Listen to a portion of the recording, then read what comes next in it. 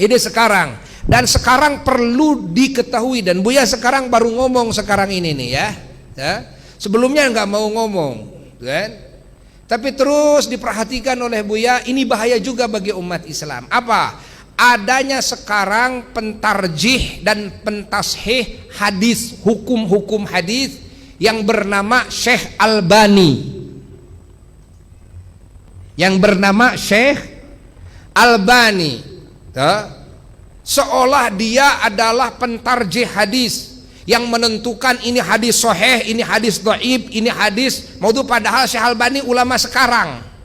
Syekh Albani dianggap oleh para ulama ahli sunnah wal jamaah, beliau tidak masuk kepada martabat pentarjih karena beliau hafidh juga bukan dalam hadis.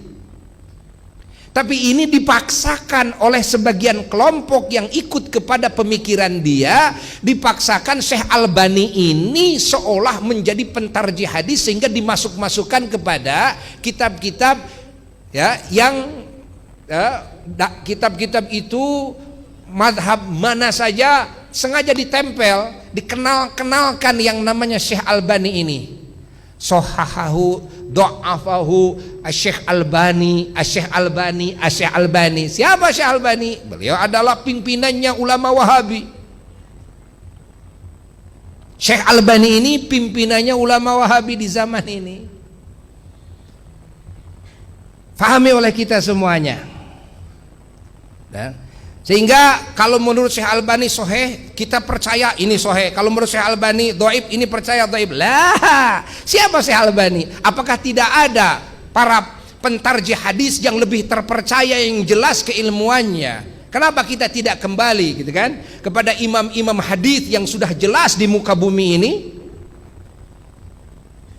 Apakah tidak ada imam-imam hadis ya yang sudah jelas kan? Keilmuannya, beliau adalah ahli tarjih, kan? Beliau yang mengenal sahnya hadis ini, dhaifnya hadis ini, hasannya hadis ini. Bukan sekedar Imam Bukhari, Muslim saja, kan? Imam-imam yang lain, Imam Hakim, Imam Baihaqi, Imam Bazzar dan sebagainya. Kenapa tidak ikut kepada yang itu? Kenapa kita malah dibelotkan kepada Syekh Albani ini? Seolah dipaksakan kita harus percaya kepada Syekh Albani. Banyak umat Islam yang tidak tahu siapa Syekh Albani. Syekh Albani itu adalah ulama sekarang. Kita terserah, kita silahkan saja bagi Syekh Albani atau pengikutnya Syekh Albani untuk menonjolkan Syekh Albani, mempercayai Syekh Albani. Namun Buya ini memberikan nasihat kepada ulama, kepada muslimin ahli sunnah wal jamaah yang sudah punya rujukan-rujukan yang jelas, kan? Maka gunakan dulu rujukan-rujukan yang jelas ini.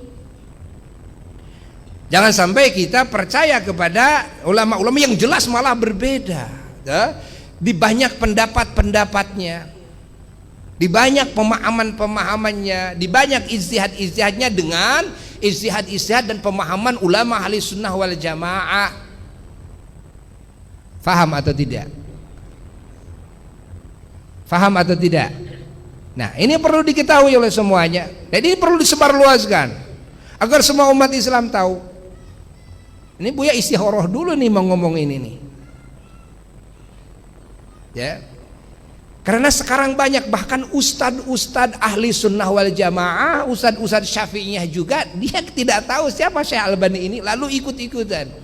Ini hadis didoifkan oleh Syekh Albani katanya. Padahal bagi kita semuanya sudah punya rujukan. Coba lihat, ini hadis ini sahih atau tidak, kan? Ulama-ulama pentarjih ahli hadis daripada ulama ahli sunnah wal jamaah itu banyak. Ayo merujuk ke sana. Ya, ada yang sepakat dhaifnya, ada yang diikhtilafkan dhaifnya. Ya, bagi ahli tarjih. Nah, sekarang banyak hadis-hadis yang hadis-hadis ini sahih dianggap dhaif, yang hadis ini dhaif dianggap maudhu'. Buya mendengar sendiri, menyimak sendiri, mendengar sendiri. Oh, masya Allah. Dia ustadz, kondang, tapi menganggap maudhu, padahal mungkin ada hadis yang maudhu, tapi tentunya tidak semua maudhu. Yang berhubungan dengan fadilah amal, adakah hadis maudhu? Ada juga hadis maudhu. Berarti kita juga ulama tahu, karena kita mengkaji kitab hadis-hadis yang maudhu'at dalam kitab hadis maudhu'at. Tidak hadis-hadis yang maudhu, oh ini, gitu kan?